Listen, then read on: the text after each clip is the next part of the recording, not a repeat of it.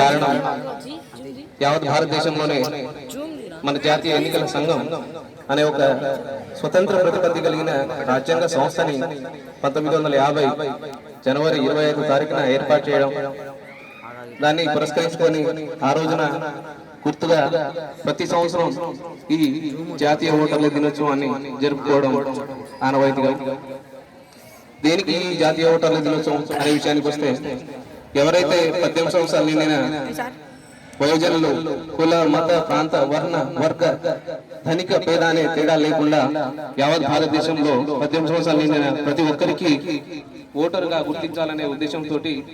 ఈ రోజున ఈ ఎవరైతే 18 సంవత్సరాలు నిండిన యువతి యువకులు ఉంటారో వారికి ప్రభుత్వం వయోజనుడిగా ఓటర్గా గుర్తించి ఓటర్ యొక్క ప్రాధాన్యతని ఓటింగ్ యొక్క ప్రాధాన్యతను తెలియజేస్తూ ఈ దేశంలో ప్రతి ఒక్కరూ ఓటు హక్కును వినియోగించుకొని వాళ్ళ ప్రాంతంలో వారికి నచ్చిన నాయకుడిని ఎన్నుకునే ఒక బలమైన ఆయుధం ఏమైనా ఉందంటే అది కేవలం ఓటు హక్కు మాత్రమే. కాబట్టి యావత్ దేశంలో ఉన్నటువంటి యువతి యువకులు 18 సంవత్సరాలు నిండిన ప్రతి ఒక్కరూ నిర్లక్ష్యం చేయకుండా మరి ఓటు హక్కును పొంది మన నచ్చిన నాయకుడిని ఎన్నుకొని ప్రజాస్వామ్యాన్ని గెలిపించాలని కోరుకుంటూ, మనకి మన దేశ నాయకులు బుల్లెట్ కన్నా విలువైనది ఓటు హక్కు.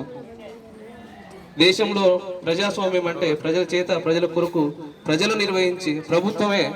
ప్రజాస్వామ్యంగా మనం తెలియజేస్తాం. ప్రజలే నేరుగా ఓటు హక్కు ద్వారా మనకు నచ్చిన నాయకుడిని మనం ఎన్నిక చేసుకొని మన యొక్క గ్రామ ప్రగతిని, మన యొక్క ప్రాంత ప్రగతిని మనం అద్భుతంగా తీర్చిదిద్దే ముఖ్య అవకాశం ఓటు హక్కుగా తెలియజేస్తూ, ప్రతి ఒక్కరూ ఓటు హక్కును వినియోగించుకొని ఈ దేశంలో ఈ యొక్క ప్రాంత యొక్క అభివృద్ధికి పాటుపడాలని మనస్ఫూర్తిగా కోరుకుంటూ, నిర్లక్ష్యం చేయకుండా ప్రతి సంవత్సరం 18 సంవత్సరాలు నిండిన జనవరి 1వ తారీఖున నాటికి 18 సంవత్సరాలు నిండిన ప్రతి ఒక్కరూ ఓటరుగా మరి ఎన్రోల్మెంట్ చేసుకొని